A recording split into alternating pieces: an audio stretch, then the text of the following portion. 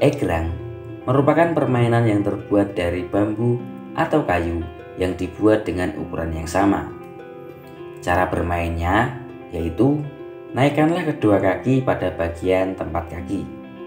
Kedua tangan berpegangan pada gagang egrang.